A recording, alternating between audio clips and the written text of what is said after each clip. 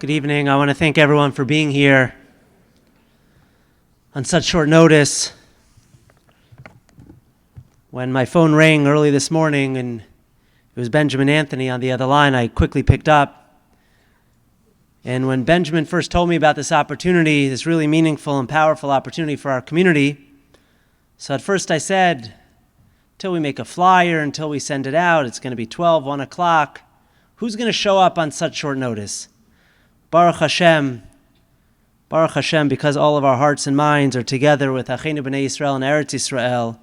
It's all we think about all day long, and it's really a testament to our community that so many people showed up on such short notice, and so we are grateful that you have come to show your support and to stand together with the two special individuals that we have there this evening in sending a very loud message across the ocean of how much Boca Raton Synagogue and our community stands together with everyone in Eretz Yisrael. I ask you to please rise.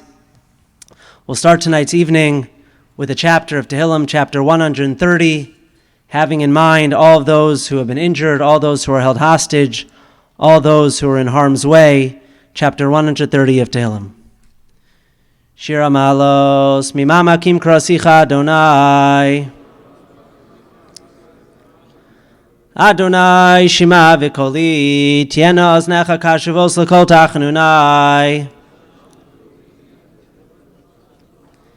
Im Avonos Tishmoria Adonai Mi'amod Kimcha Slicha L'man Tivarei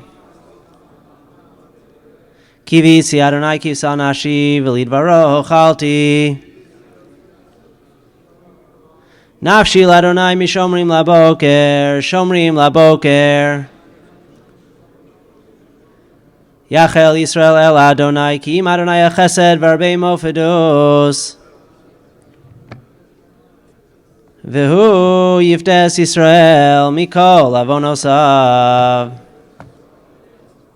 Achenu kol beis Yisrael anosunu mitzara v'shivya ha'omdim b'mayam u'b'mayabasha makam irachem aleim v'yotzim mitzara l'racha u'me'afel l'ora u'mishiba l'geula hashta b'agalav izman kariv v'nomar amen. Please be seated and give your attention to Rabbi Goldberg.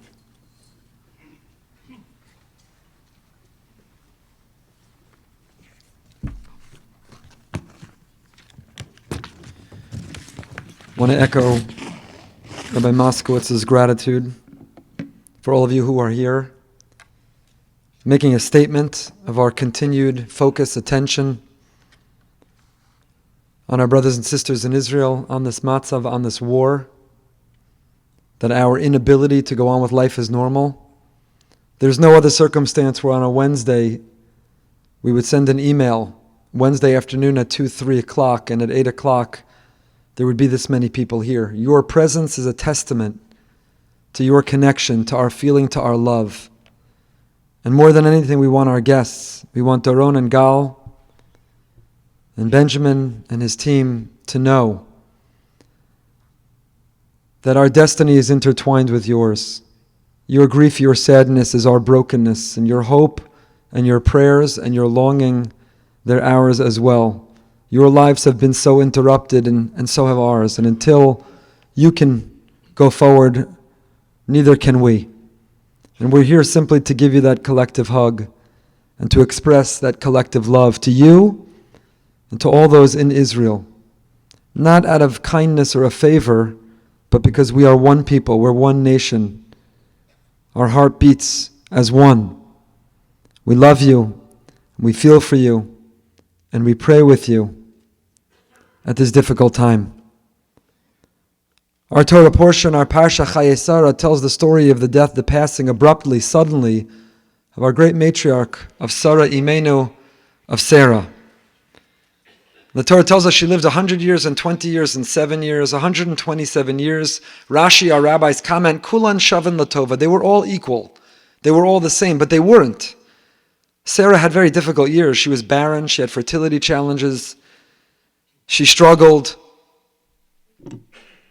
when they visited Egypt from the hostility of a ruler, tried to inappropriately cross boundaries. She had a very difficult life, and yet our rabbis reflect on that life, that Sarah's life was Shavan Latova.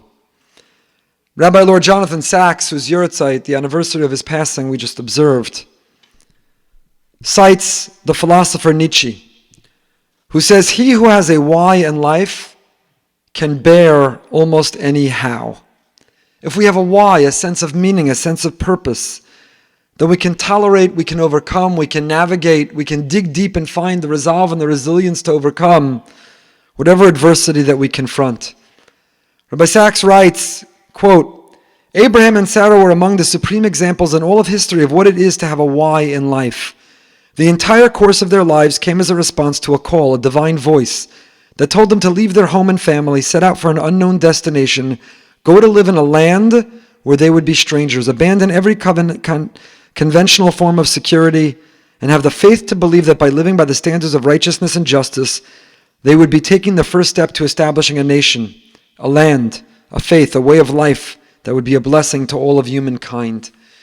If we live every day with a sense of mission. I had the privilege to be in Israel for a few days recently, as you know, together with Rabbi Brody, Rabbi Gibber. We're grateful to Boca Jewish Center for being a co-sponsor of tonight. And what we saw in the eyes of everyone we encountered was this resolve, this resilience, this unity, this focus. The people of Israel have never had a greater sense of why, of a mission, of a purpose, of what we need to accomplish and who we need to be and the difference we need to make in this world, of the need to defend our families and our people, the Jews in Israel and Jews around the world.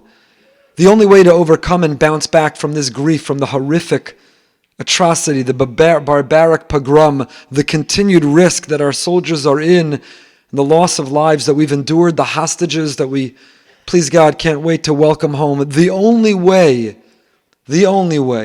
to endure and to bounce back and to fight to secure ourselves is with that sense of why. I'll conclude with how Rabbi Sacks concludes. He writes, "Abraham and Sarah survived whatever fate threw at them. However much it seemed to derail their mission, despite everything, they found serenity at the end of their lives. They knew that what makes a life satisfying is not external but internal, a sense of purpose, mission, being called, summoned, of starting something that would be continued by those who came after them, of bringing something new into the world by the way they lived their lives. What mattered was the inside, not the outside. Their faith, not their often troubled circumstance."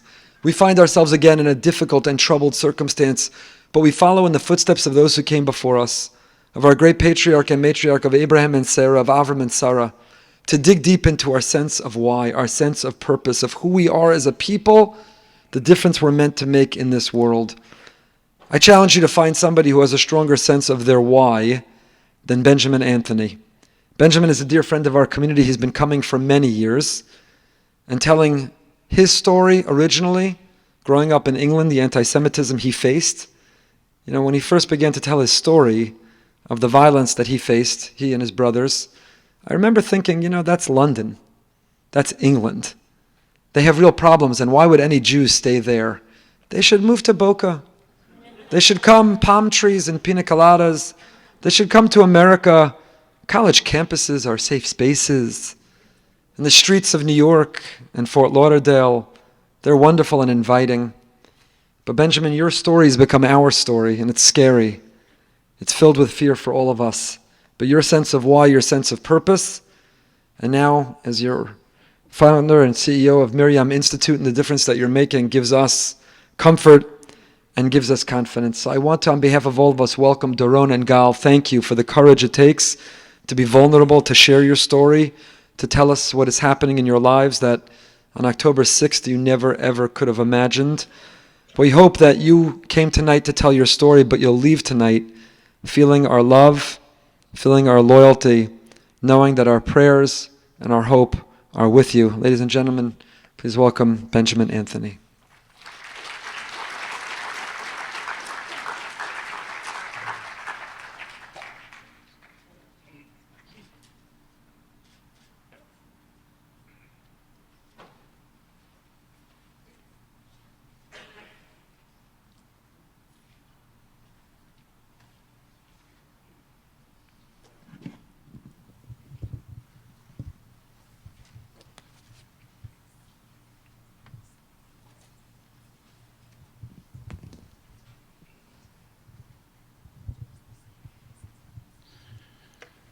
Rabbi Goldberg, Rabbi Moskowitz, thank you so very much for having us and for hosting us in your synagogue. It's wonderful to be back here, though, of course, under any other circumstance would be preferable.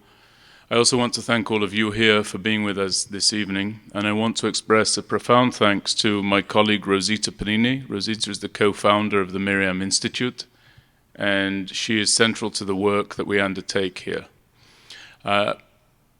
I'm Benjamin. I'm the co-founder of the Miriam Institute. I'm going to make some comments of summary at the end of our time here this evening, but I want to make sure that we give our attention and our focus to our guests. We have two guests, the first of whom is Gal Gilboa Dalal.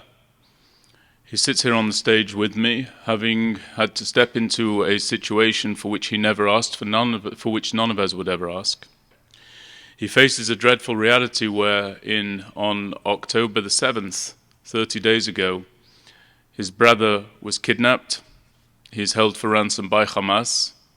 There is no visitation to his brother or any of the other hostages by the International Red Cross, though the International Red Cross is very quick to tell the State of Israel what it should and should not be doing in terms of our military operation inside the Gaza Strip, despite its ineptitude. And most chillingly, there is a video that Hamas filmed of Gal's brother. You will immediately discern which is his brother because they look very similar indeed, of Gal's brother Guy in captivity.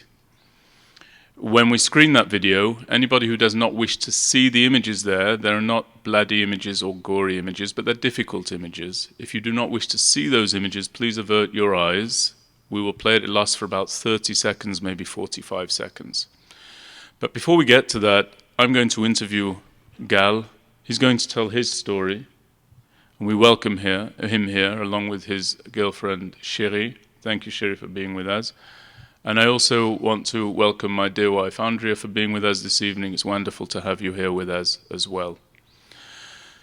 Finally, the Miriam Institute is raising funds and investment for the citizens and the soldiers of the States of Israel, not for the activities of the Miriam Institute.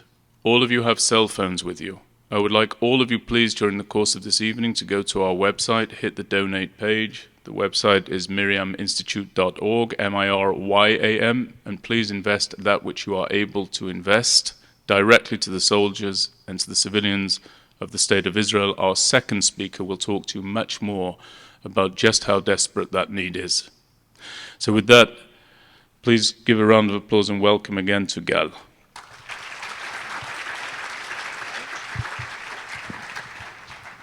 Thank you. Okay, is your microphone on? Yeah, it is. Okay, so Gal, let's go back to the beginning of how we met. I was doing a TV interview with I-24 in Jaffa, Right. and they brought you in, and I knew nothing about you. Nobody knew anything about you, quite frankly. And now NBC has heard from you, Fox News has heard from you, MSNBC has heard from you. Every international media outlet is interviewing you. And they're interviewing you as a result of a tragic circumstance, which is that which I just described. And as I heard you recounting this in I-24, I said to you that myself, Rosita, our organization, we want to help you. And that's why I reiterate my thanks to you, Rabbi Goldberg, Rabbi Moskowitz, again for opening your Bet Knesset to us. October 6th was one type of existence. October the 7th is a completely different existence, and every day since then. Please tell me where you were, where your brother was, and let's just begin from there. Okay, so me and my brother, we both went to the Nova Festival. Nova Festival is a music festival that it's a spiritual festival that the people who go there, they go to celebrate love and peace. So I went there, and my brother already arrived before me. And I only joined him because it was his first festival. That was his first festival, and I really wanted to be part of his experience, to watch over him, to make sure everything goes well. So By the time I got in, he waited for me at the entrance, and I got in at 6:15. It was 15 minutes before the siren started.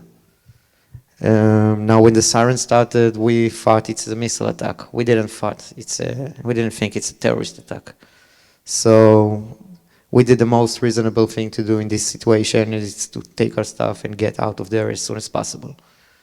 Now, he went with his 3 best friends, and they went with one car, and I arrived in a separate car. We didn't park next to each other, so when we got out of there, I asked him if he wanted to join me. And he paused for a second, and he told me, that's the guy he is, he never leave his friends. He said, no, I want to, but I can't leave them. They feel like I left them. So I will come back with them, and we'll join you in your apartment.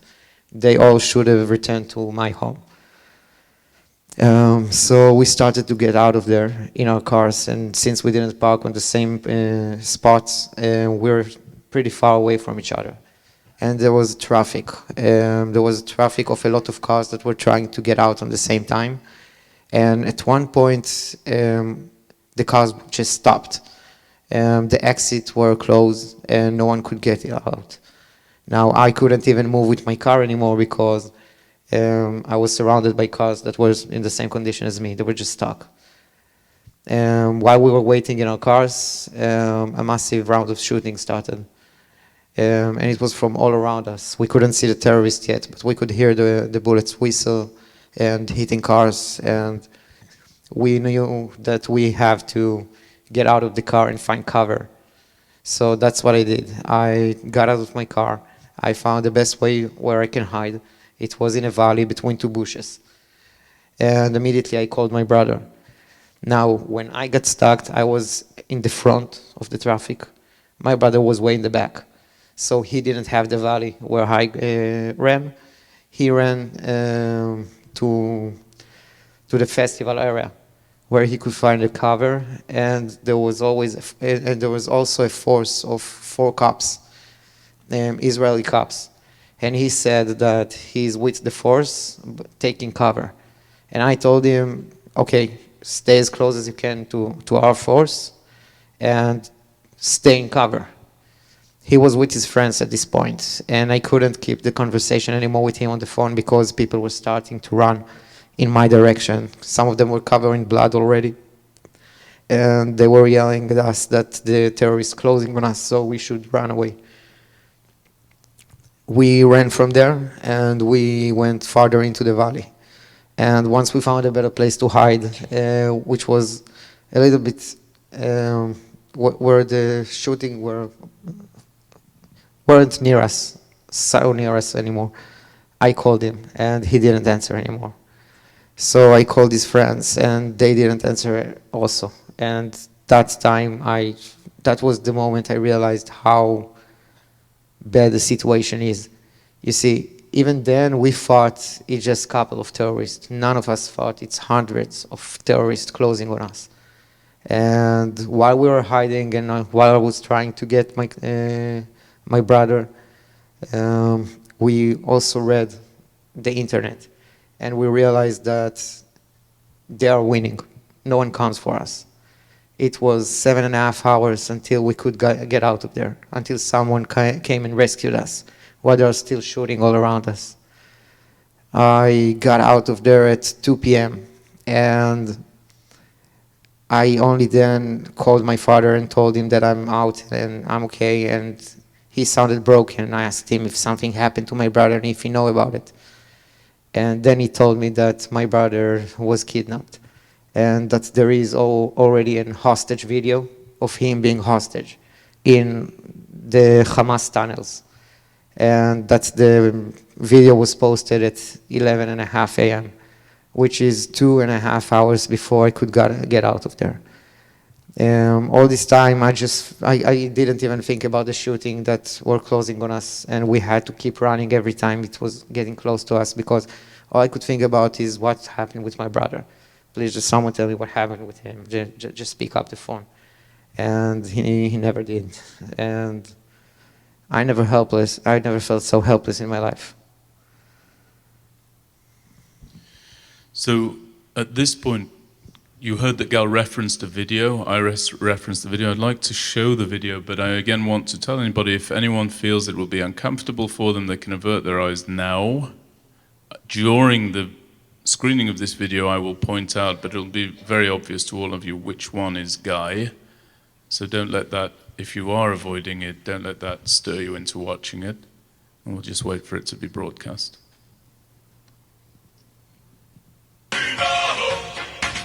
جيناهم من جرح بينزف جيناهم من جمر النار من دمع الشوق الما يوقف من قهر الشيخ الختيار قهر الشيخ الختيار من دمع الشوق الما يوقف جيناهم من جمر الثار جيناهم من جرح بينزف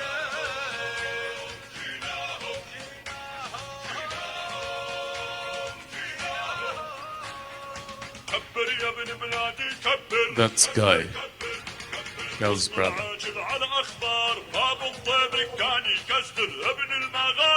This is Aviatar David, my brother's friend, that was kidnapped with him.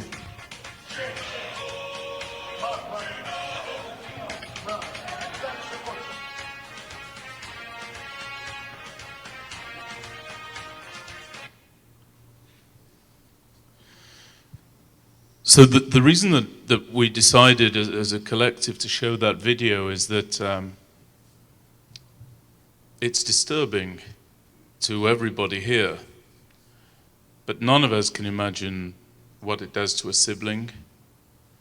Rosita's also met the parents of Gal and of Guy, and I'd just ask you to tell us what your feelings were when you saw that video and what your feelings have been since seeing that video. When I watched it the first time, I think I felt everything at once. I was so mad and I was so sad and I just didn't know how to react. I screamed and I cried. And it was just the hardest thing I ever had to go through watching this video. And you can see on his face how frightened he is, how afraid he is. And, you know, we know that in 11:30 this video was posted, so he was kidnapped before. So it just like, it was taken like a couple of hours after I think it was the most happy, joyful and happy I saw him when I got to the party. So seeing him like that, just a couple of hours after, when, you know, I came there to watch over him and I came back without him, I can't describe how I felt. It's just awful. And you spoke about this tremendous amount of time that passed before you were helped and rescued. I'd just like you to speak from the heart without going into politics.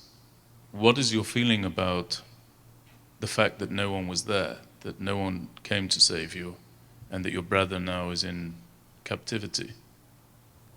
Well, as I told you, I never felt so helpless in my life. And these helpless feelings, I keep feeling it. I mean, I relive this day every day. And this moment of being helpless, of being unable to protect myself and that no one comes to help me, it's something that never occurred to me that I will have to really deal with, especially this kind of incident. You know, you trust your army, you trust your forces, you trust your government, you trust your country. And in the end, in the moment of the truth, you are just helpless for so much time. And you know, even though that we got out of there 7.5 hours later, there are still people from the party who got out of there 24 hours later that were still hiding in the forest, in the valley, that were trying to get to other places. I mean, this place were full of terrorists for, I think, more than 48 hours until it was really cleaned. Yeah, that's insane. That just, I'm telling it to you and I still don't believe it happened, you know? And how are your parents managing with this? How are they coping with this? And what are they doing to try and help the cause that they've now found themselves in the middle of? It depends. I mean, on the first week and a half, we were shocked. We were just crying all day. We were shocked. We didn't talk. We didn't eat. But then we realized that we have a video of my brother alive and well in Gaza. And, you know, not a lot of hostages has it. A lot of people don't know what's their family or the loved one condition and how they've been taken and if they're alive. So that's one thing that made us get up and fight to bring him back home as soon as possible. That's the reason I'm here. That's the reason my parents let me come here in these times, because, you know, it's so hard to be away from my family right now. But that's the least we can do for him right now, because we know that he's still alive. We truly believe it, and we truly believe that he will return to us soon. So you've just said something there that's very surprising to me. You've taken that video. I believe when we see it, we see that and we fall into despair. But you've taken that video and you use it as a source of hope, that your brother is alive, that you know that he's there, that he's not in that other status that several people are, which is missing, right? He's been defined as a hostage. And that motivates you. What is it that you expect the international community to do? What is it that you want the Jewish community to do? What is it that you want the foreign leadership to do? What's your call to action of them? First of all, it took us some time to get hope from this video, because we were devastated at first. Yeah, okay. We were devastated when we saw the video first, and it took us some time to really think about it and get some hope from it, because, you know, we've been in a funeral one after another, and I haven't said it, but two of my brother's friends, they were murdered. They were 4 friends that ran together, and 2 of them were murdered, and my brother was taken with one of his friends. So at start, yeah, we were just shocked and grateful. But then after you go to funeral and another funeral, and you're saying, okay, so my brother can still come back to me, you then realize that there's still hope in this horrific video. And once and about what do I expect? You know, we need the support of everyone we can get. We're trying to meet as many people as we can. We try to speak with as many as media and press that we can. And we're trying to really tell the story so people will see not just what happened there, but to whom it happened. You know, I don't just tell to people that this is a spiritual festival just to tell that. I want them to understand that the people who were kidnapped from there, these people truly believed in peace. You know, half of them has the slogan in their profile picture, Arabs and Jews are refusing to be enemies. They are not the kind of people that's looking for a fight or for a war. They're always looking for peaceful ways to solve everything. They look on each other and on their enemies with love. And that's what one thing I think the world isn't understand. And that's why it's so critical for me to go and tell the story and make everyone realize who is there and why their support is so needed. Gan, I want to ask you one last question that you haven't been asked on this tour, at least not in our hearing. The hostages have been defined as a central goal of this war. 2 specific goals have been assigned. The first, or have been assigned to this task. The first is the return of all the hostages, and the second is the toppling of Hamas. What is your expectation of the government as it pursues the complete toppling of Hamas when you consider the importance of bringing the hostages home? Do you believe that these 2 things are reconcilable, that they can both be achieved? Do you think that one is more important than the other And I'm asking you because I don't know. I've not been in your shoes. Nobody here, I don't believe, has been in your shoes. I think it's important people hear your thoughts on that, because I know this question is on everybody's mind. I will give you two answers for that. Look, I'm not an expert, but I do know that the second goal, bringing down Hamas, it's something that we all wish for. Not just us, even the Arabs who live in Gaza, they wish Hamas to end. And this, and I think it is so important, but you and I and everyone know it wouldn't be just a few days. It would take a lot of time to really tear down Hamas. And before we can even think about it as a goal, we need to return these kids home. I think that should be the only goal right now, and I think that's what we should all hope and do. Now the second answer is the same one, but it's just another opinion. You know, my brother is hostage. My brother is my whole life. I love him more than myself. I love him more than anything. He's my best friend. He's my baby brother, and I would do anything to have him back. And I don't care about anything else. I just want him. I just want him back home. Is there anything you want to tell the audience before we bring Doron up? I would just say another few words about Guy. Guy, my baby brother, is 22 years old. I'm 29, but he is so much like me. We share the same hobbies, the same interests. We watch the same movies. We hear the same music. He is a musician. He plays the guitar. He learned Japanese because he watched a lot of animes. He planned to visit Japan on April. He's the kind of guy that's always calm, always have so much love to give to others, always make sure that everyone around him feels comfortable. And he's just the most caring person I know. And I love him so much, and we all need your support to bring him back home, and all of the other hostages. And thank you for having me. Thank you very much.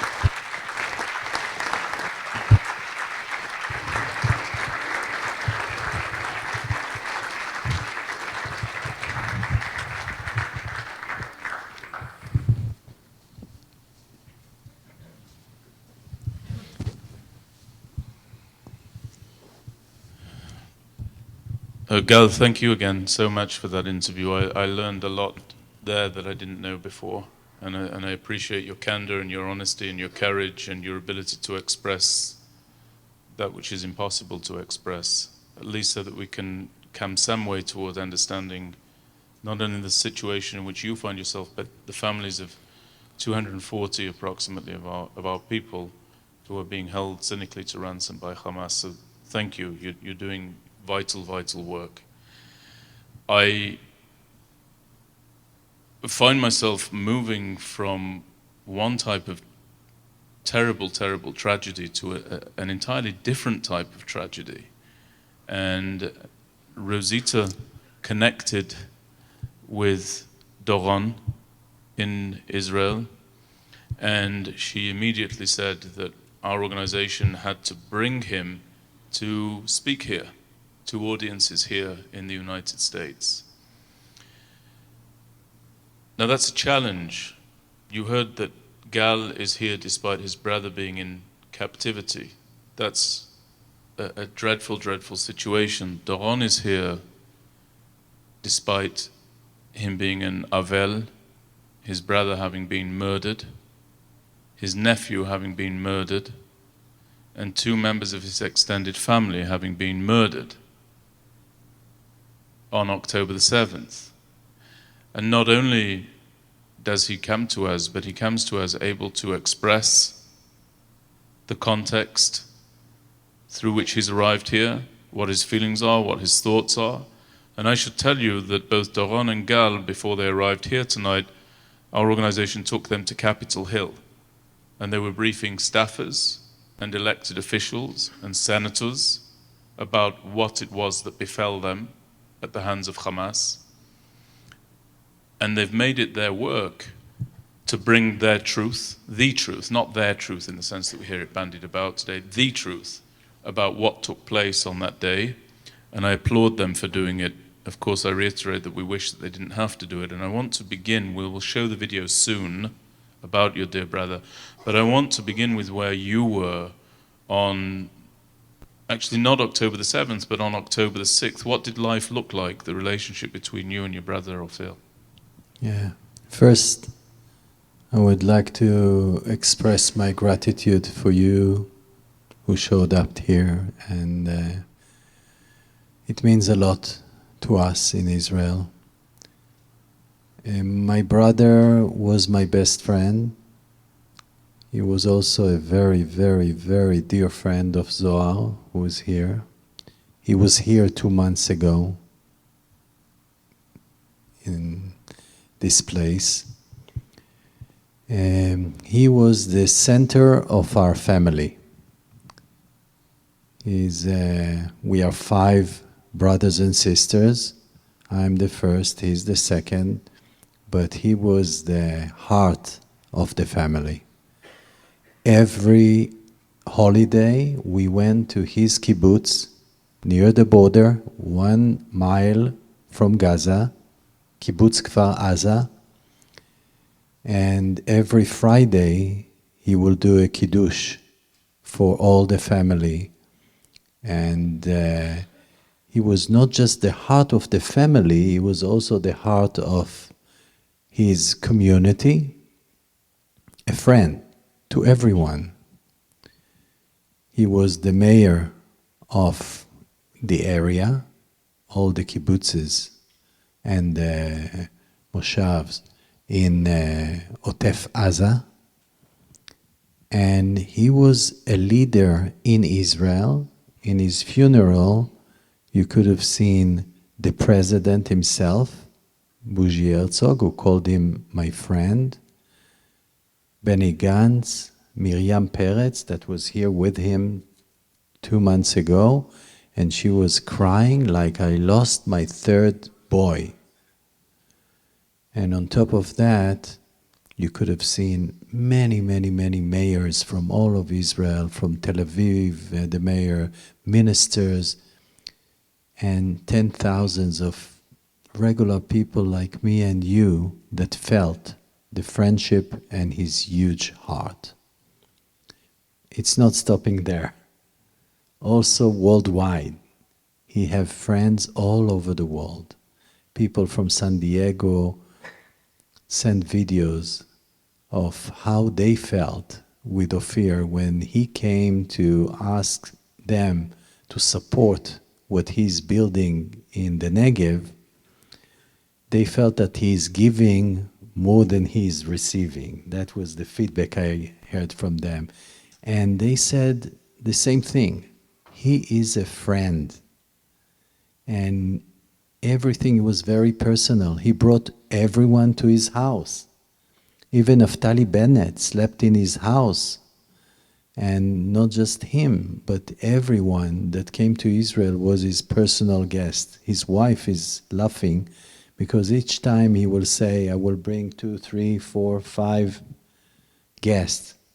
And she will find herself with 30 or even 50. So for us, he was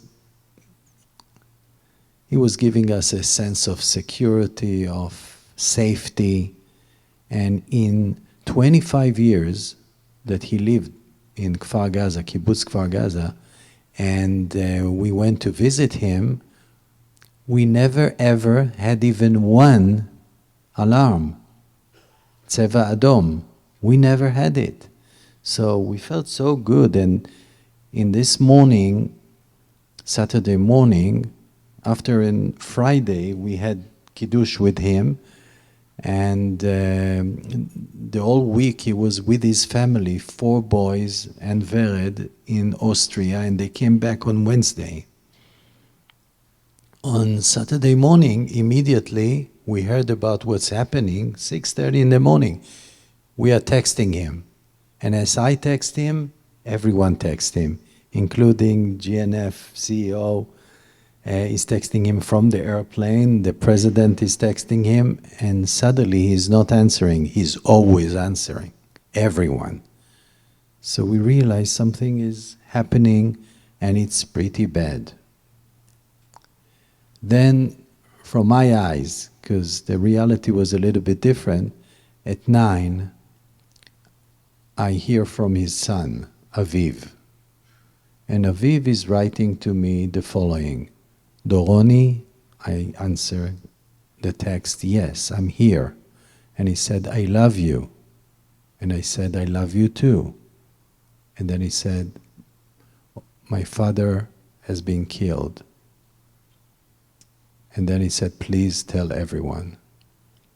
He's 22 years old, and he received a lot of calls from the municipality that Ophir is near the house, below, later on he will describe it as olive tree, and he's not moving. Maybe he lost his phone, something bad is happening, and they need Ophir, because when Ophir is there, he's managing the whole situation.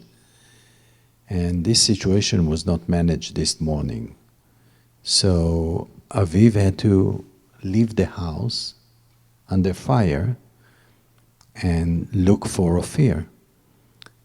Aviv was just finished 3 years in elite army unit, Sayeret Golani, and he had no weapon because he finished that, and he was supposed to start another role in intelligence forces, 8200, and he left the house and he looked for Ophir and he found him dead. He took his weapon and came back home. He couldn't drag him, there was fire all over. And he came back to the shelter together with Vered, his mom, and 2 children, Idan and Uri. Idan is 14, Uri is 9. A bullet in the weapon, and waiting for 30 hours in the shelter. 30 hours. After they killed Ophir, they went up 3 houses and they saw Vered's mother, Ophir's mother-in-law, Bila. And Bila was just getting out of their house. She's 81 years old, to take the phone from her little car, electric car, and they shot her. Her husband, Amos, watching it from the window in his kitchen, and he's calling his son, Ori, who lives a house next to Ophir, and telling him, somebody shot mom. Ayelet was already dressed, his wife. She ran away to the house, again, under fire. It's tough. And she saw that Bila is dead as well. She went in with Amos, and they spent 30 hours at the safe room together. So early morning, we realized that 2 important parts of our family are already dead, and this is how it started. And at that point, I connected to the WhatsApp groups in the kibbutz. Someone helped me to get in, and from that point, for the next 30 hours, I saw through the text what is happening over there. And it was a nightmare for me and for them, because they were crying for help. They were sharing, somebody is shooting at my kitchen, somebody is at my house, burning the house. Please send someone to rescue me. And there was no one to send, because in the kibbutz we have something called Kitat Konenut. 12 people that were trained to save the kibbutz in this situation. 6 of them were killed at the Nishkiya, the safe room for the weapons. Ophir managed at 6:30 when he heard that sliders, people are coming from the air to the kibbutz. He ran to get his weapon and he came back, and 2 trucks with probably 20 terrorists were shooting at him. He shot back, but he was killed. The others had no chance. They were ambushed near the Nishkiya, near the safe room of the weapons. So there was nobody that could take care of the kibbutz people. And I'm talking about kids, I'm talking about grandmothers, grandfathers, wives. The army came only around 2:32, very, very late. It started at 6:30.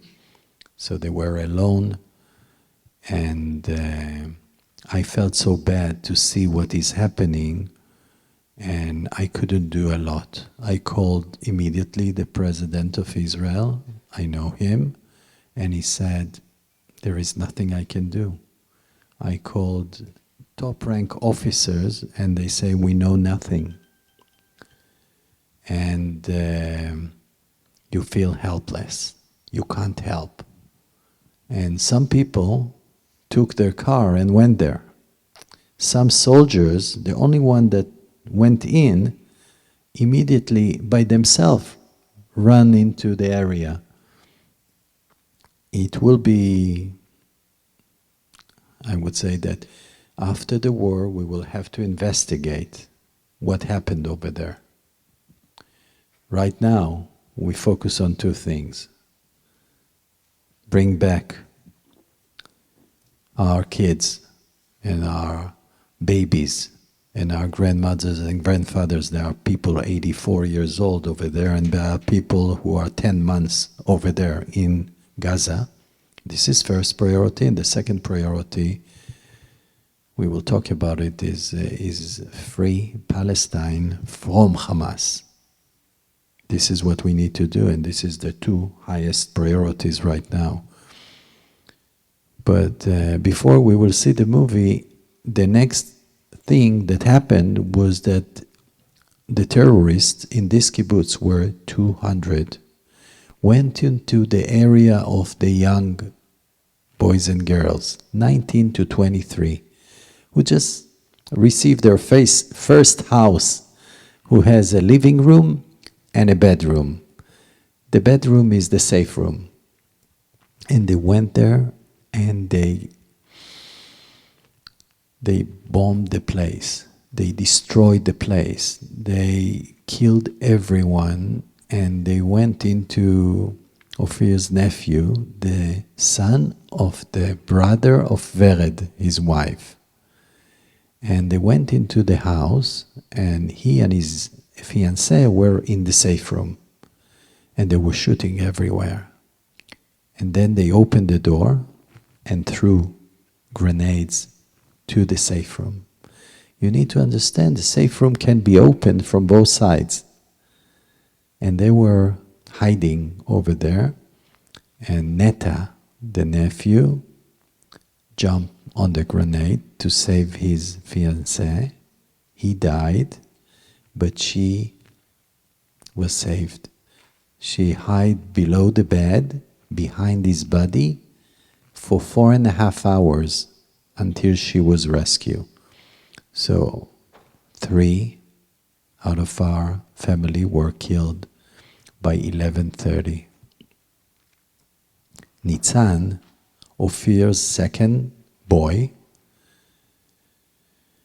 had a trauma when he was 7 years old. He was playing basketball and missiles were all around him. So at the age of 14, it kind of came out big time, the trauma, post-trauma. And he had to leave the kibbutz to live in the north. And it took him a few years to become who he is. Amazing, amazing boy, always laughing with a smile. And he wanted to be also in the army in a special unit of intelligence forces. And he even invested another year to prepare for that, and he got it. He was chosen to this unit, and he was supposed to go to the army in December. So he's in his room, and all the trauma come up. And he's calling Aviv, his brother, and his mother, and beg them, I have bad feeling, please send someone to rescue me. And they're telling him, wait, they're coming, they're coming, they're coming. And nobody is coming. And then he's telling them, I have a bad feeling that something happened to my father. And they're telling him, let's talk about it later. Focus on yourself. But it's been so many hours, and he knows. He's starting to text other people, and he realized that his father is dead, his grandmother is dead, and his cousin is dead.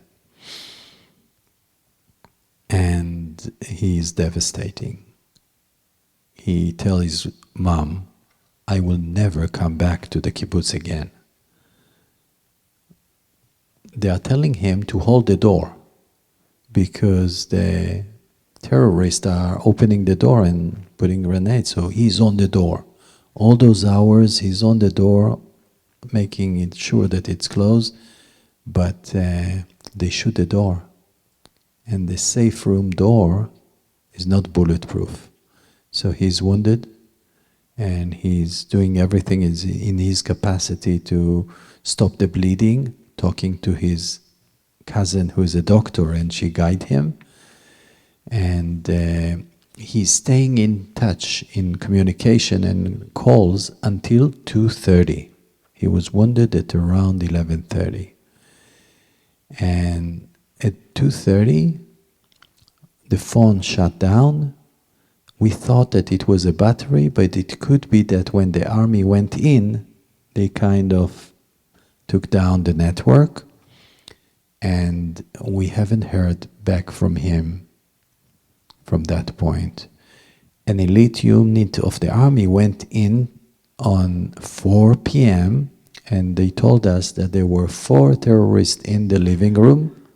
They killed them, but there was nobody in his room. So we had a thought that he rescued himself because he learned how to do it. In a way, it was something that helped us as a family to focus all of our energy in one thing. We call it Rescue Nitzan. And suddenly all of his friends from the Mechina, the preparation for the army, came, and we were all in a Hamal, how we will call it. Cheder Milchama. Hamal is an acronym for Cheder Milchama, which is a war room situation. Yes, we were all on one target, Rescue Nitzan. I had also a very sensitive situation. I needed to tell my mom, who is 78 years old, about Ophir, because he was the first to be announced as a dead person from the war early in the morning.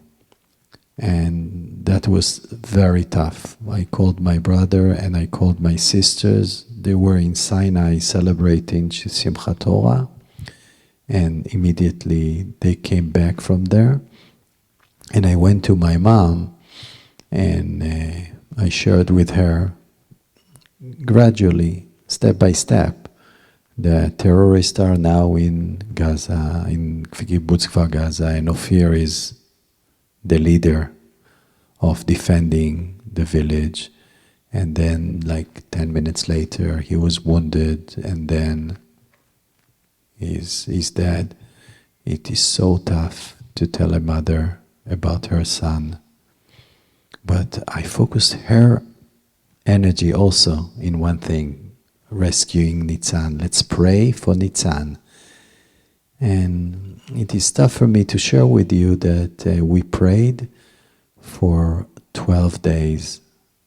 We had no idea what is happening. I had to take a friend and go to the kibbutz 4 days later to search for Nitzan. And I begged the army to search for him, but they were under fire until Monday night. For 3 days, they were under fire. They couldn't even take the bodies out of Kfar Gaza for 4 days. Only on Tuesday they took the bodies. And then they had to identify who's who. And only 10 days later, on Tuesday, we were informed that they identify Ophir, my brother, who was identified on Saturday morning by his son. But now they had to do the DNA test. We buried Ophir on Wednesday, still praying. Can you hear it, Gal? That Nitzan is kidnapped in Gaza. That was our best case scenario at that point, because we couldn't find him for 12 days. And then Thursday morning, after we buried Ophir, they came to our house and they told us Nitzan is also dead. So Vered, his mother, she's my inspiration. She gives me power. Ophir's wife. She lost her mother, her husband, her son, and the son-in-law, Neta. Bila, Ophir, Nitzan, and Neta. And Neta was like a son for her because he lives the next house and he was at the same age of Aviv and they were always together like twins. That was Thursday. On Friday, we buried Bila in the morning, Nitzan in the evening, after we buried Ophir on Wednesday and Neta on Tuesday. But then, on Saturday morning, she entered into a new house next to her sister, and she organized the new house. It is important because those people are building a new life, temporary life, until they will come back to the kibbutz. How do I know that they will come back to the kibbutz? Because when I asked her, where do you want to bury Ophir? She said, of course, in Kfar Gaza. So they will be back. But there is nowhere to go back to now. The army is not letting us even visit. When you ask me what is the most important thing for me for this evening, is first for you to know who is Ophir. So we will show a short movie so you will know who is this leader, my brother, my best friend, Ophir. And then I would like to share with you a few thoughts about what's happening now.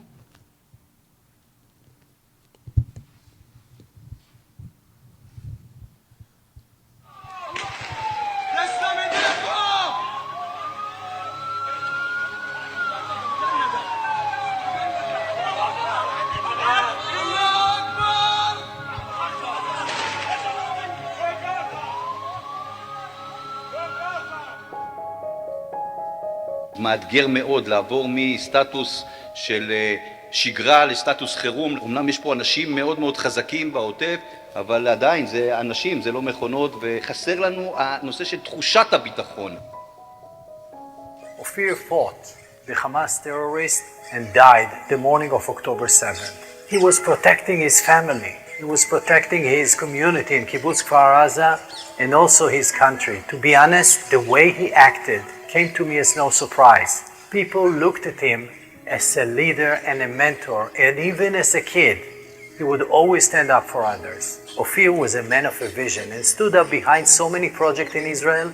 One who was initiated by him and his wife called Darom Adom. Everybody knows it in Israel because people from all around the country come to see the landscape and the flowers, the red flowers of the Negev. the Jewish community around the world was in his heart. He was working to bring closer the local small communities from all around the world, and he brought them to his house, to his heart, to the Negev. This was very important for him, and he became the chairman of Abonim Dror and the founder of Wikibutz, who is building the relationship between Israel and the diaspora. אופיר היה החבר הטוב שלי בעולם והשותף שלי לעשייה היהודית ציונית. הוא יזם מיזמים כגון חמסה, הללויה ונטעים, ויחד איתו פרצנו דרך קדימה בעולם היהודי ציוני. בנינו פרויקט לקהילות קטנות סביב חוסן קהילתי. הוא האמין בקהילות ובחוסן שלהם. היה לו תשוקה לעולם היהודי ציוני, זה היה כל כך חשוב לו. אופיר עבורי מסמל את גבורת החיים. גבורת החיים היא היכולת של האדם בתקופה קצרה בחייו, כמו אופיר, לצקת תוכן משמעותי לחיים האלה. הוא סמל ומופת לאיש חזון, לאיש ביצוע, למנהיגות, למחנך, אבל הכי הרבה אהבת אדם ופניה היפות של מדינת ישראל. Ophir was very proud of Hamsa, our lone soldier program. Even though he led many projects, he was always interested in the details. It was amazing. He was personally involved in the well-being of each and every soldier. Ophir embodied the essence of Hallelujah Project. He really inspired us to come up and establish a multicultural educational platform that is aimed to unite youth from Israel and beyond. We did so in order to groom and to cultivate the future leadership of our society. איש שהאמין בדרך, האמין באדם, האמין שגם לאנשים שמעבר לגבול צריך שיהיו חיים טובים. You see, Ophir touched so many hearts, and he made everyone his friend. Whether it's in Gaza, whether it's in Europe, whether it's all around the world, and in Israel, all parts of Israel. He was bringing Gaza's visitors to his house on a weekly basis. He was building an industrial centers for 10,000 people for the people from Gaza. He believed in peace and he believed in security, and he brought his heart to everything he was doing. He had a huge heart and he believed in the Negev, in Zionism, and in love. יש לנו עוד הרבה עבודה קדימה.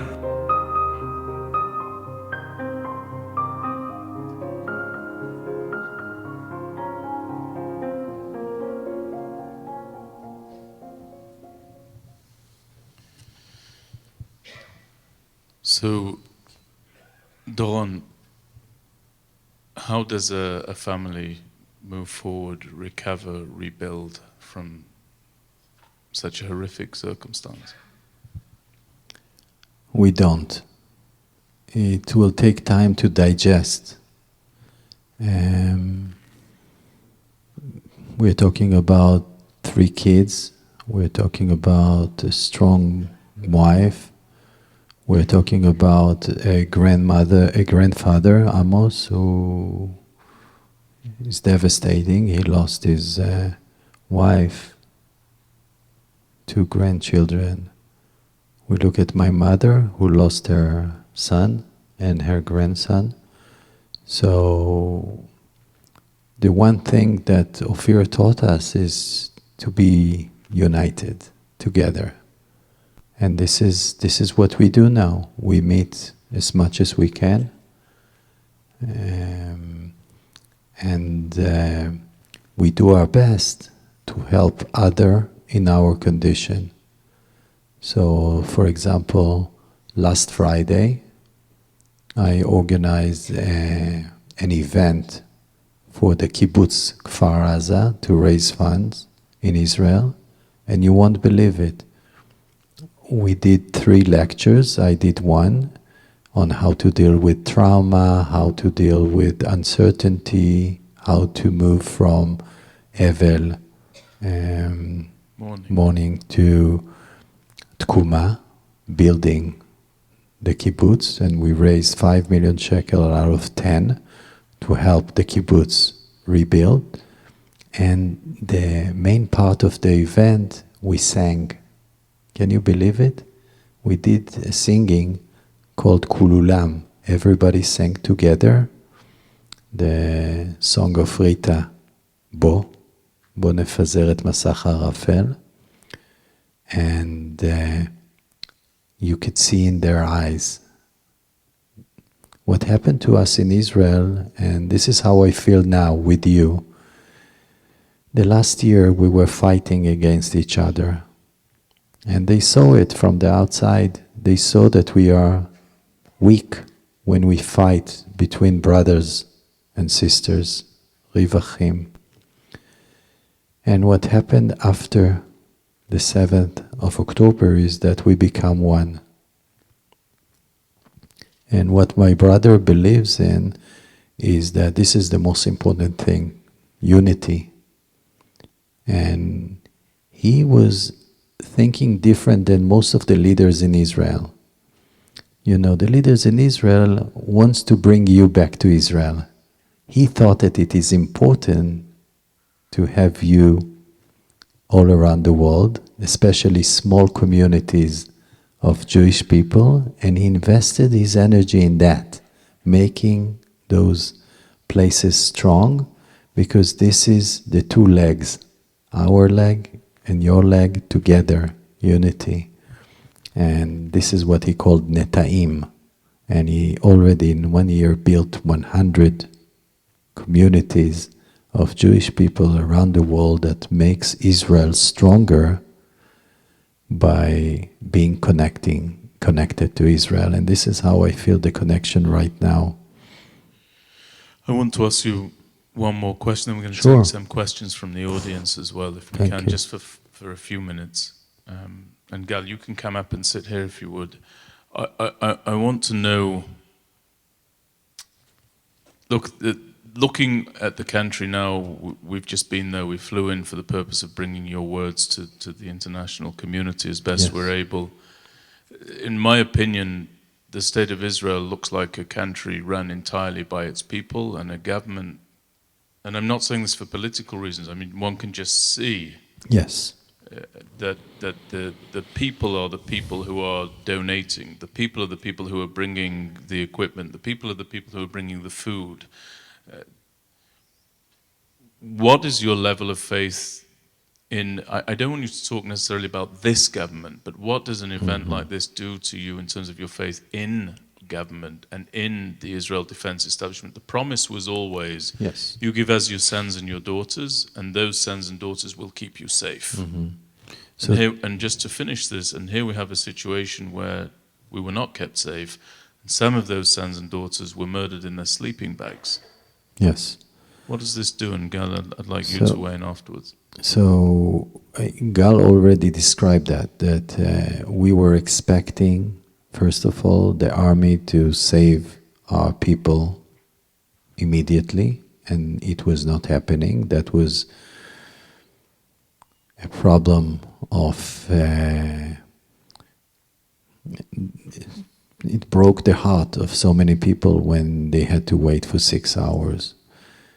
Then a lack of trust with the government, who up until today is not managing the situation, not with the kids that are now in Gaza. We have no idea what is happening. There is no negotiation. The only negotiation that we know about is between us and ourselves. We will give everything for everyone for everything. They don't even said one thing about it.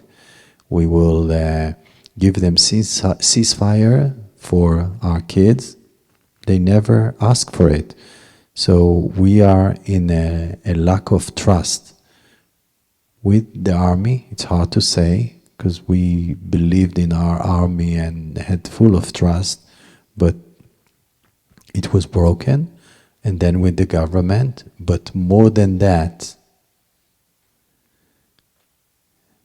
the lack of humanity on the other side.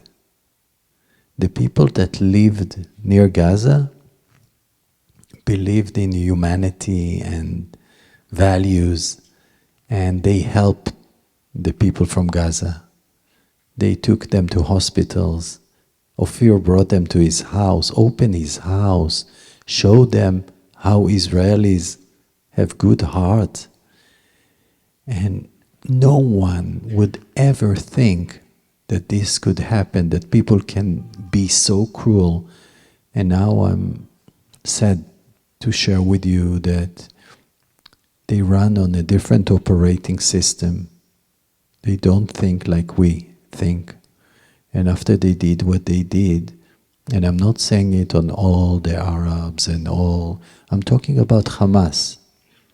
It is, and Hamas is not just people, it's an idea, even an idea virus, okay? And if Gaza will not be free from Hamas, our families cannot go there and live there.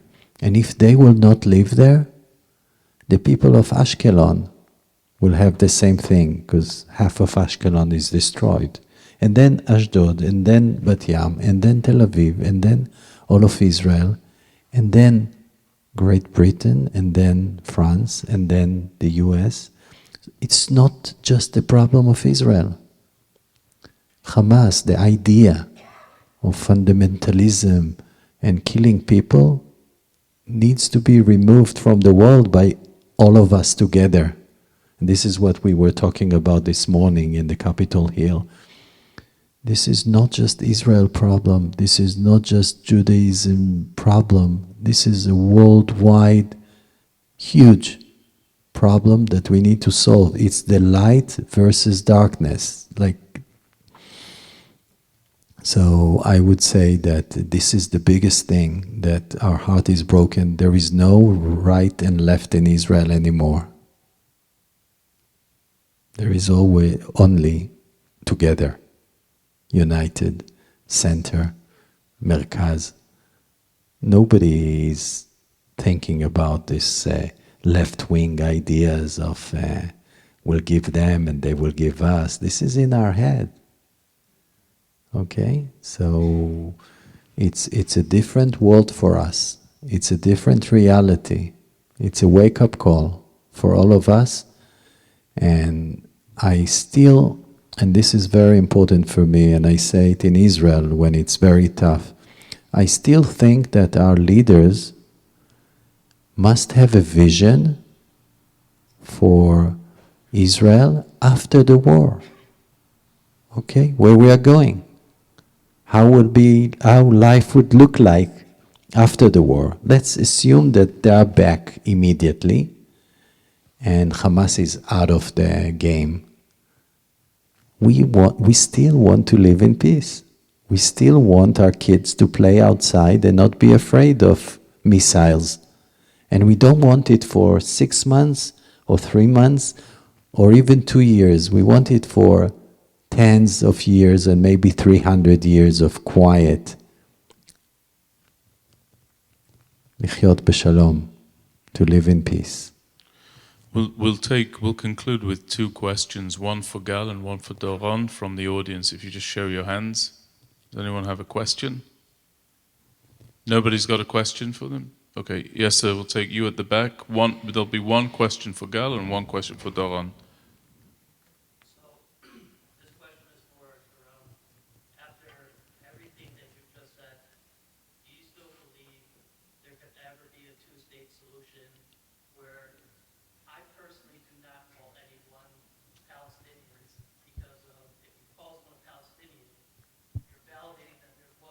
So I think I got the crux of your question, and I appreciate it.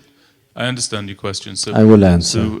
So just to repeat it for everybody, Doron, the question is: do you believe still in a 2-state solution? Yeah, I will answer it with 3 phases. Phase 1, I think that I'm always in Israel. We're looking for worst case scenario. Are you familiar with this?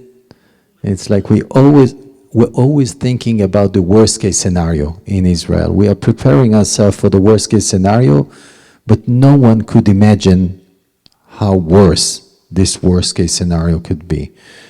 And nobody is thinking about best case scenario. What is the best case scenario? Is it 2 stages or? So the short term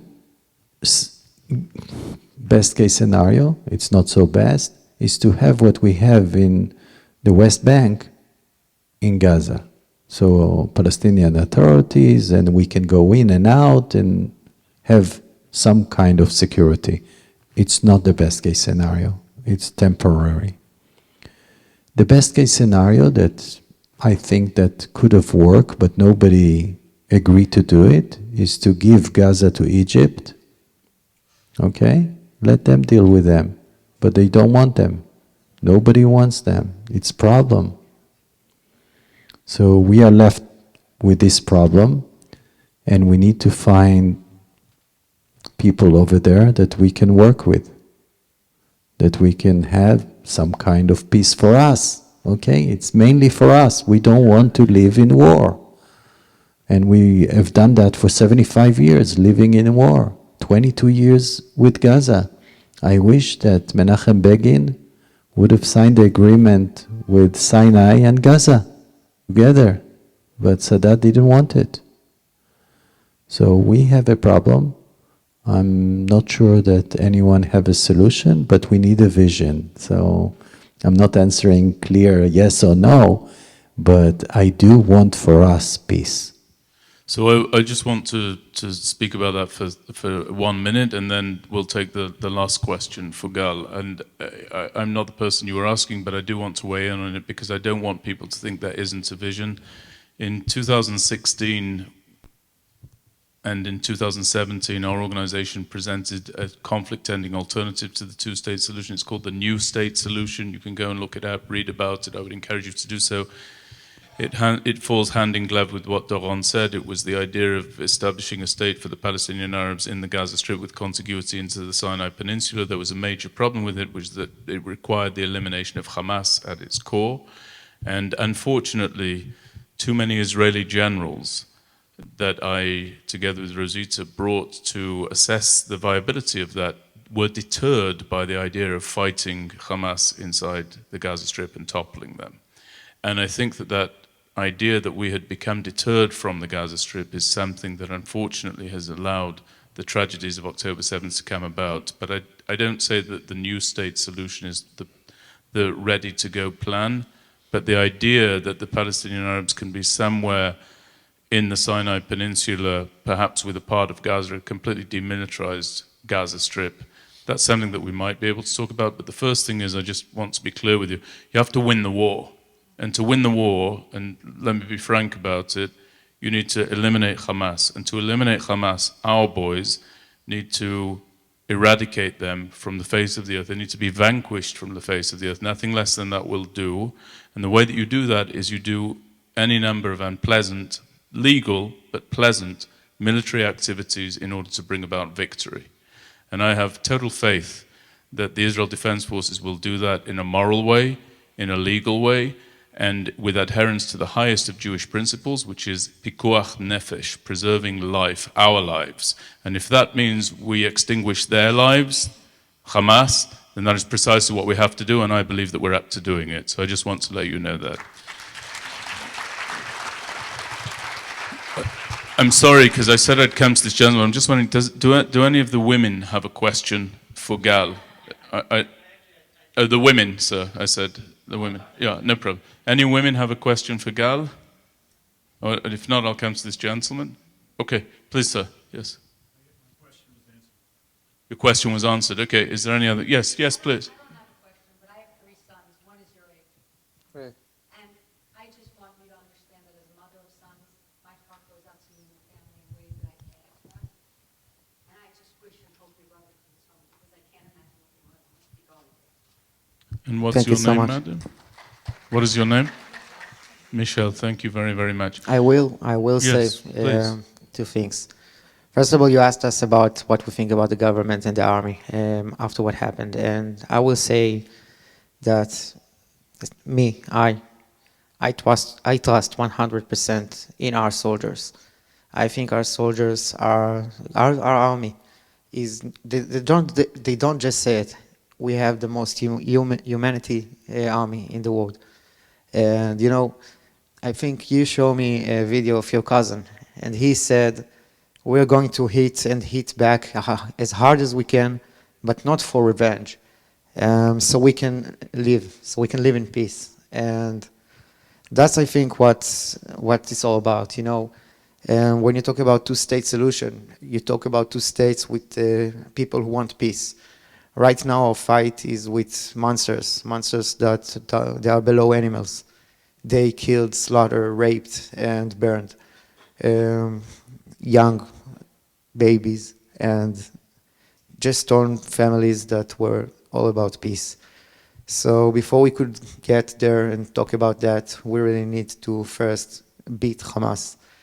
And that's why I'm saying that our government, they will need to, one day, they will need to give us answers about what happened, about this awful thing that happened to us. But there will be time for it. Right now, you know, they don't bring us all the tools to win, but we are united and strong people, and we will win, as we always are, because we are stronger than all of our enemies.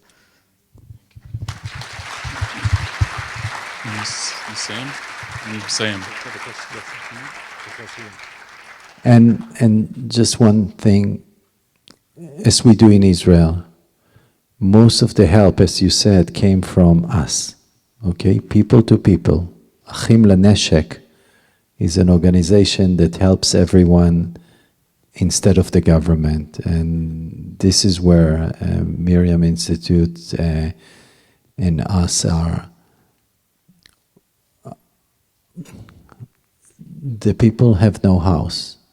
They left the house with nothing. Nothing. Uri, who's 9 years old, left with no shoes. They ran away. And some kibbutzes took them in, and they are now in those kibbutzes for a while, because you can't live in a hotel room forever. And we are helping them. We are raising money to help the people who are homeless right now, and it will take them a year or two to rebuild the kibbutz, but to build the trust and their heart, probably a few years. And they need help and support.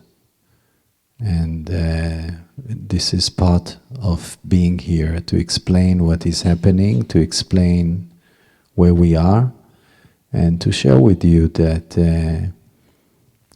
it takes time to a government like the government of Israel to support the people. All of the Israelis are not, the business has stopped. Okay, we are at freeze. I don't know how it is here, but we saw New York today and Washington, business as usual. In Israel, we are at freeze. There is no economy, I would say. So this is the time when we ask for support. Thank you.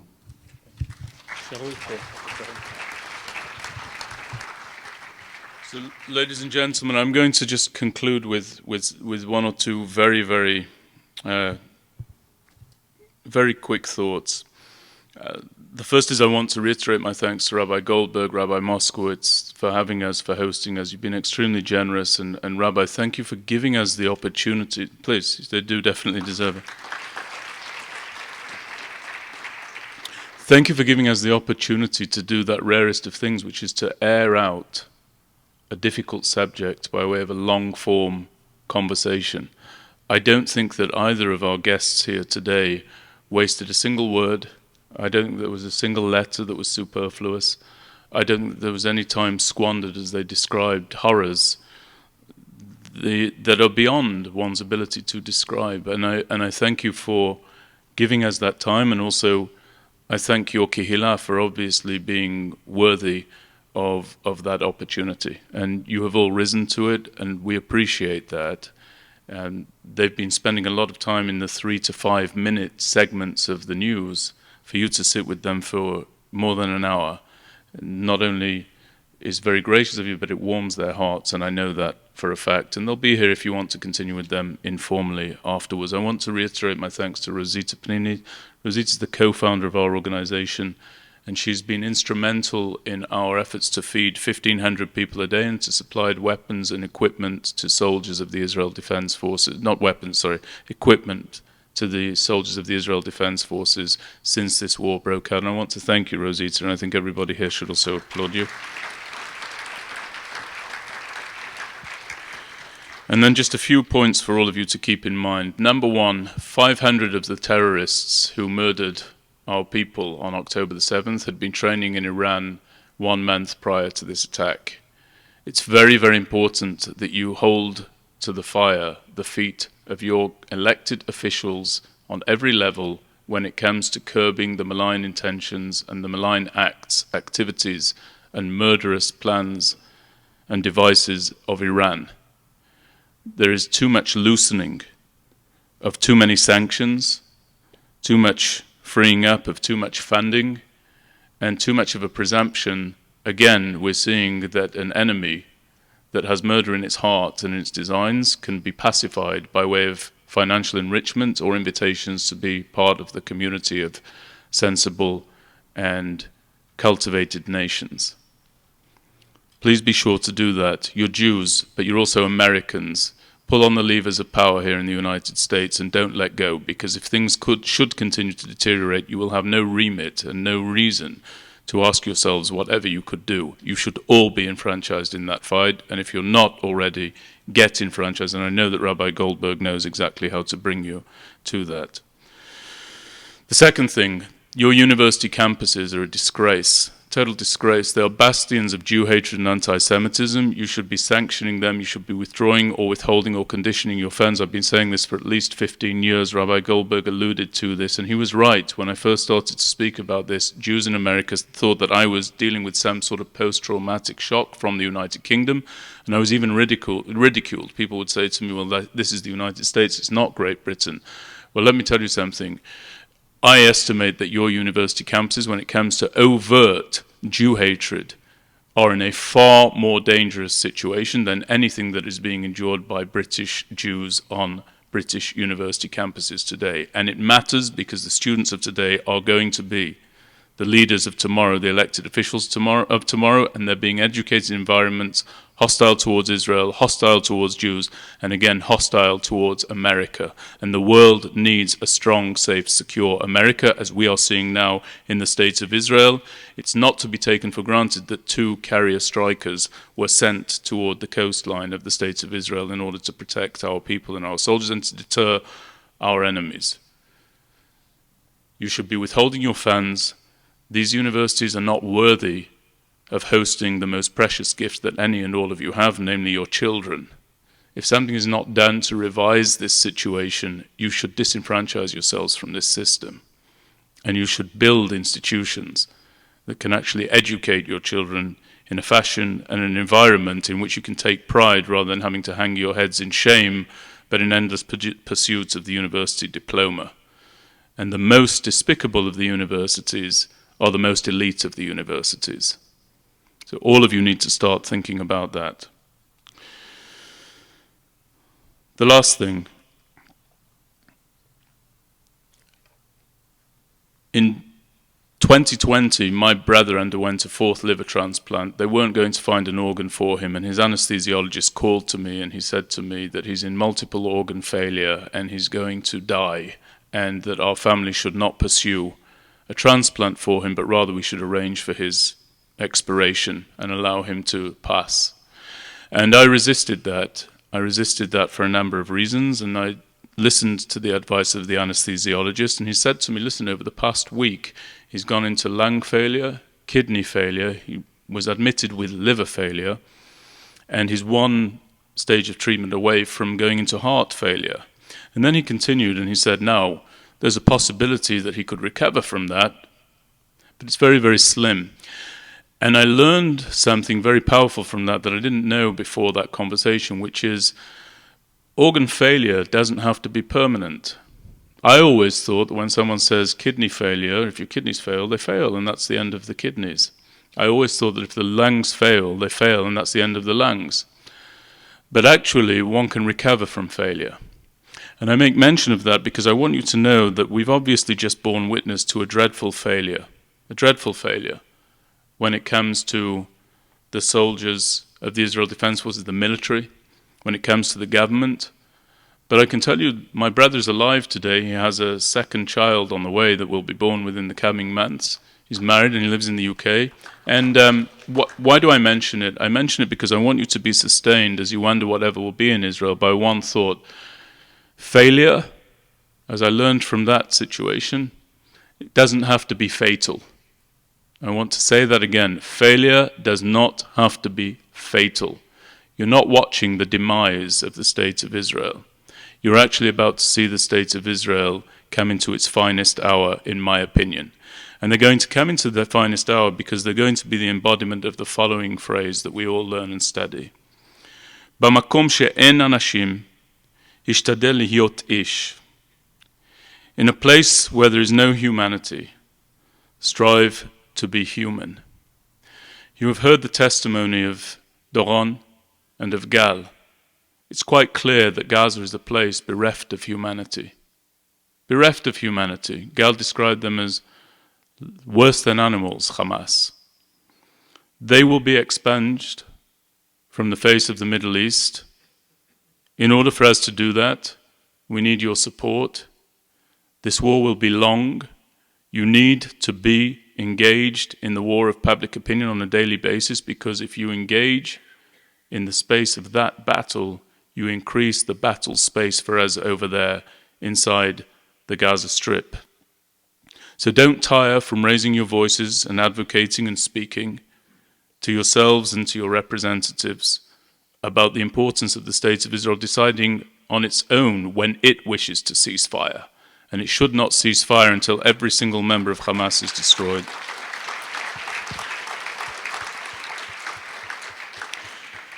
And the reality here is this. The international community is already marshalling the best of its intellect to criticize the state of Israel and launch legal actions against our soldiers. And let me tell you something, when all of this settles, the best of their efforts to indict our defenders will fail to lay a single glove upon our soldiers, because they act morally, they act within the bounds of the law, and they're acting now with the uppermost moral principle to defend their home, our people, on behalf of all of us here. They're not war criminals. They're angels. And they are angels who are marching forward into areas where humans dare not tread. Each one of them is a malach. And each one of them is a malach of life, far from an angel of death. When that anesthesiologist was telling me that my brother was going to die, my brother was in the room, I was on the cell phone, and I could hear him croaking. When a body's about to expire, a human being makes a sound, he emits a sound, he croaks. I want all of you to understand and not to forget, you're not about to hear the people or the soldiers of Israel croak. You're actually just about to hear the Lion of Judah roar. And it's going to roar to victory. Thank you. And we're adjourned, and we appreciate you. Thank you very much.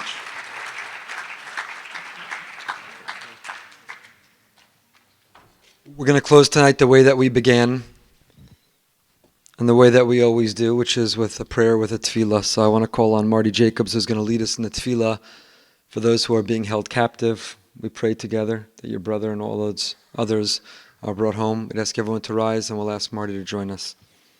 Finally, Rabbi Spodek will lead us in the tefillah for our chayalim, for Tzahal.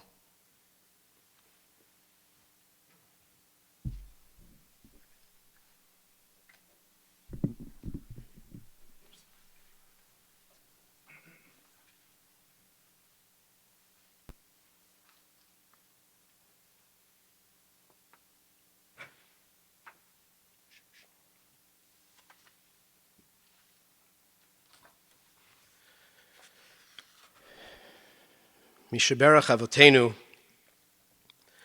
אברהם, יצחק ויעקב, הוא יברך, את חיילי צבא ההגנה לישראל ואנשי כוחות הביטחון, העומדים על משמר ארצנו וערי אלוהינו, מגבול הלבנון ועד מדבר מצרים, ומן הים הגדול עד לבוא הערבה ובכל מקום שהם ביבשה, באוויר ובים. ייתן אדוני את אויבינו הקמים עלינו ניגפים לפניהם. הקדוש ברוך הוא ישמור ויציל את חיילינו מכל צרה וצוקה, ומכל נגע ומחלה, וישלח ברכה והצלחה בכל מעשה ידיהם. ידבר שונאינו תחתיהם, ויעטרם בכתר ישועה ועטרת ניצחון. ויקוים בהם הכתוב, כי אדוני אלוהיכם, ההולך עמכם להילחם לכם עם אויביכם, להושיע אתכם, ונאמר אמן.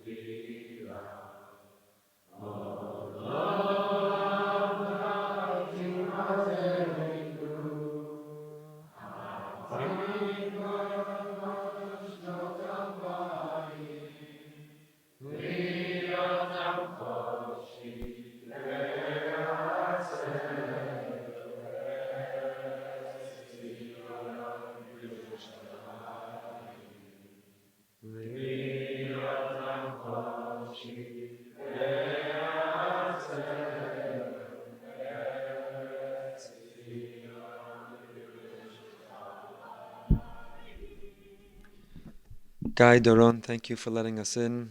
Benjamin, thank you for taking us there. Thank you for all of your work, and thank you all for joining us this evening.